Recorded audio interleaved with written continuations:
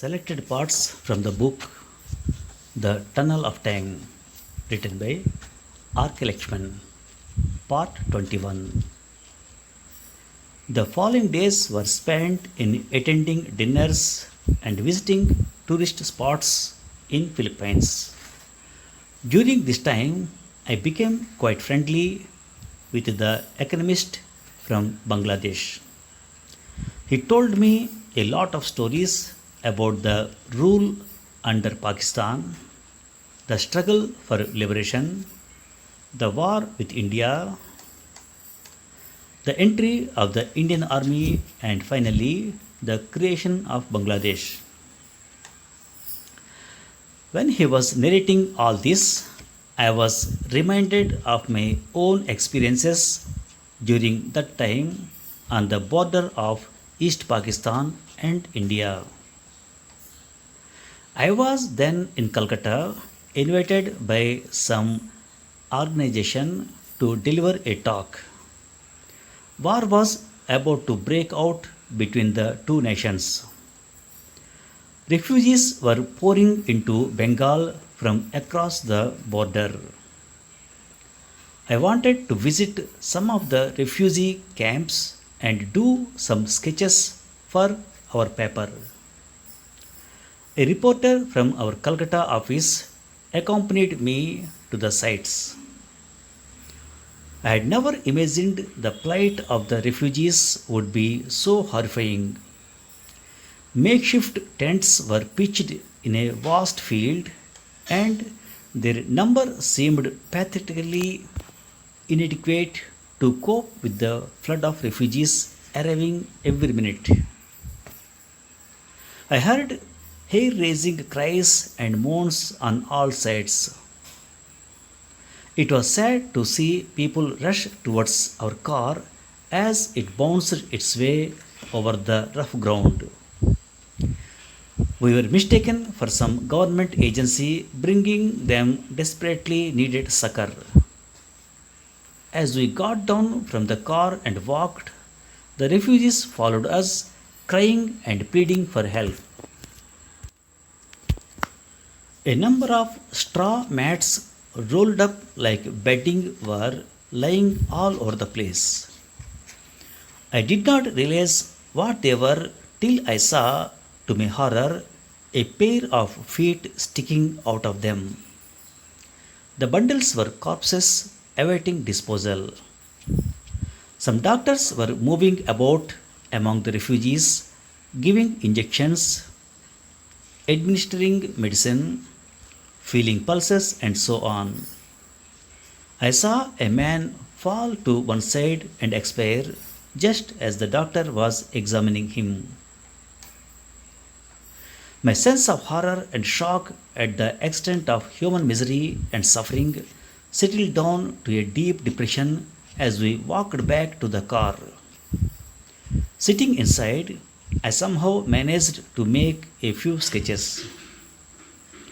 We drove in silence, bemused by the sight we had seen. The car moved on, humming steadily over what seemed to be a trunk road. Slowly, we began to talk about the political implications of the situation and the imminent threat of war between India and Pakistan. I saw glimpses of soldiers' encampments in open fields, army trucks, jeeps, and guns. After a while, we were lost in our discussion. Now and then, I glanced at the straight road ahead, lined with trees. The driver accelerated as there were no signs of pedestrians, traffic, or cattle. Then I saw a man crossing the road in the far distance. The driver did not slow down, expecting the man to move to the other side. But no, the man took up a position in the middle of the road facing the car. As we slowed down, we saw that he was a soldier in battle dress aiming his rifle at us. He ordered us to get out of the vehicle and menacingly directed us to walk to a hut in the middle of a rice field. My attempt to talk to him produced no response. He had a dark, expressionless face with a fierce mustache curling upwards. Gun in hand, he brought up the rear as he marched the three of us single file across the paddy field to the hut. I thought we had been taken prisoner by the Pakistani army and that we were finished. Inside the hut, an army officer was sitting at a table examining a large map. He looked tired and viewed us through eyes that were dull and red from lack of sleep.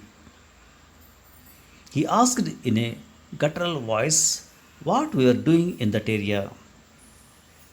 We said we were journalists from Bombay visiting the refugee camps.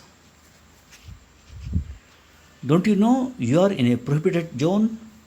This is Jessori Road leading straight to Pakistan. If you had gone on for another 5 minutes, you would have entered enemy territory, been taken prisoner, and shot. I was relieved that we were not Pakistani prisoners and these were our own men. I apologized and told the officer that we did not know the area was out of bounds, that no one had told us so, nor had anyone stopped us. Where were you heading anyway? He asked. I turned to the reporter, who blinked and looked back at me. We had left it to the driver to conduct us through the area and thought he was taking us to some more refugee camps. We explained this to the officer and appealed to him to let us off. He looked at us angrily and roared. Do you hear that? At that moment, there were terrifying explosions outside. Shells from Pakistan are being fired on our territory. In a few days, we expect a bloody war between the two countries, and here you are merrily driving into Pakistan as if you are invited to a picnic there, he shouted, pounding the table with his fist. He picked up the phone, spoke into it, and listened for a long time. Then he turned to us and said, "You're not telling the truth. Your driver, being questioned in the next hut, informs us that you are businessmen from Calcutta, not journalists from Bombay. I'm afraid I can't let you go till the matter is investigated." With hopeless finality, he turned his back on us, began looking at his maps and taking notes. I panicked at the sudden turn of events. Here I was fearing at first that I was a prisoner of the Pakistanis, and now I had become, ironically, a prisoner of India. I desperately asked if I could telephone my office in Calcutta and prove we were journalists.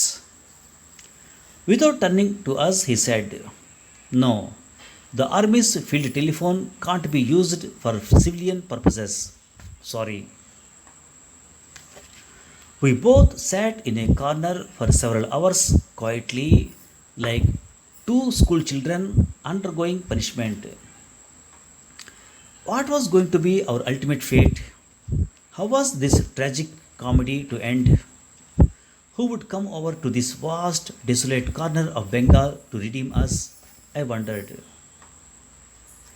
The officer turned towards us at last, moved by our total silence. "Okay, I'll let you off now. Just jump into your vehicle and scoot straight to where you belong. No turning this side or that side or halting on the way. Understood?" "Yes, sir." We scrambled into the car and left for Calcutta. On the way, we asked the driver why did he have to tell them we were from Calcutta. Because he thought so, he said. How was he to know? He was a Bihari and new to Calcutta, not familiar with its places and people. After this nerve wracking incident, I flew back to Bombay and plunged straight into my work, producing cartoons like a factory on the Indo Pak War day after day. I could not think of any other theme as it would seem out of place in an atmosphere surcharged with talk of the ongoing war. Finally, our troops triumphed. The Indian government agreed on a neutral zone in Dhaka for the formal Pakistani surrender and reserved the Hotel Intercontinental as a safe shelter for civilians and foreign diplomats. I did a cartoon as a final, which appeared in the morning edition. I depicted a battered and wounded President Yahya Khan in the process of packing up and fleeing, phoning and asking, is that the Hotel Intercontinental? Well, I would like a reservation. After the war hysteria blew over, I resumed my normal activity of lampooning our national political leaders, puncturing their egos and distorting their images, regardless of whether they were in the ruling party or in the opposition. Although I enjoyed my work and applied myself to it almost compulsively, at the back of my mind I always nurtured plans to get away from it all every now and then. I thought of going on a trip to Rajasthan, which I had not visited so far. My wife and I spread out a map and a tourist brochure one day and sat down to work out our tour of the desert land. We had even fixed our date of departure when a letter arrived from the postal appraising department. It informed me that I had been held guilty of importing banned literature into the country in violation of the Sea Customs Act. I was further told that the offensive material had been impounded and I was ordered to explain why I should not be prosecuted. As I read it, an ice cold chill went down my spine. I later learned that a well meaning American friend who was posted at the US consulate in Bombay earlier had sent me some books which were banned by government of India. I began to run around desperately looking for trusted friends who would help me out of this embarrassing situation. I spent sleepless nights searching for a solution to this inadvertent mess. Not finding any, I decided in despair to ask the postal authority itself for a way out. An officer of the department suggested that if I was really innocent, I should say so in a letter, plead total ignorance of the matter, and disown any knowledge of the sender, that is, my American friend. I promptly drafted the letter according to his instructions and handed it over to him. Days and weeks passed, but there was no response from the postal department.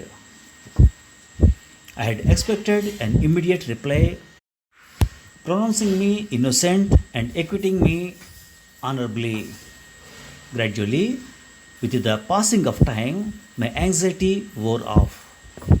I even began to regale groups of friends at parties with this story, which kept them roaring with laughter. This comic interlude had disrupted our plans for a holiday in Rajasthan. Once I regained my mood to go on the trip, I rapidly completed all the arrangements for our departure.